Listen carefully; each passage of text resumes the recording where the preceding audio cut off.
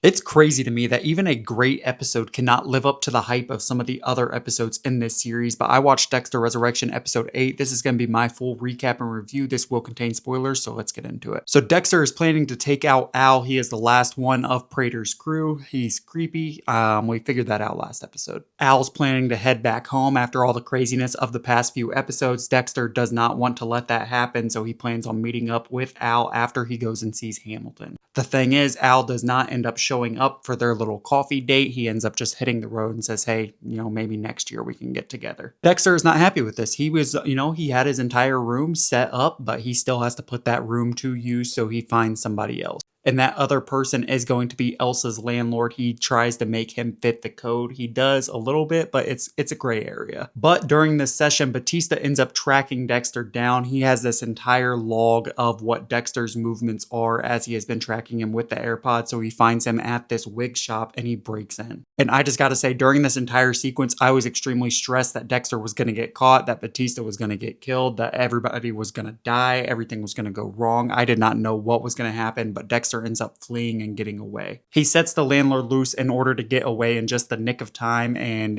says that, hey, you have to go be a good landlord to your tenants. Batista ends up getting bodied by this guy. Batista ends up calling Wallace and Olivia to come check out this kill room and says that, hey, Dexter is the Bay Harbor Butcher. I have proof, but the proof is none. He starts looking extremely delusional and ends up painting himself as the villain because they're like, hey, did you set this up yourself in order to have this elaborate scheme? And they're not believing it. So Wallace ends up calling Miami Metro to find out more about Batista, about that case, about what is happening with the Bay Harbor Butcher, and she ends up reaching Quinn. Quinn ends up informing Wallace that Batista is retired. He is no longer the captain. He is on a closed case and they have no clue what he's doing in New York. Which I'm super excited that Quinn made another appearance. I hope that we get to see him or Masuka again before the season ends. We only have 2 more episodes, so I have no clue. We also got some of Prater in this episode, not a whole lot, but he's discussing with Charlie, and Charlie does not really trust Red, and Prater's like, hey, brush that off because I like him. But at the very end of the episode was where things got crazy. Dexter is having lunch with Harrison, and Prater walks up like, oh, Red, I didn't know you have a kid, and that's where it ended. So I'm super excited for episode 9 to come out. We only have 2 episodes left, so I think it's just going to get crazy. I know this episode was not as good as what we have gotten, but it was still a great episode, and I just hope that the writing keeps on going on this path and that it doesn't end horribly like all the other Dexter seasons. Let me know, what were your thoughts on this episode? I post film and TV show news, reviews, rankings every single day on all my socials, TikTok, Letterboxd, Instagram, and YouTube. You can find everything in my bio. So if you enjoyed this, be sure to hit that follow button and I look forward to seeing you in the next one.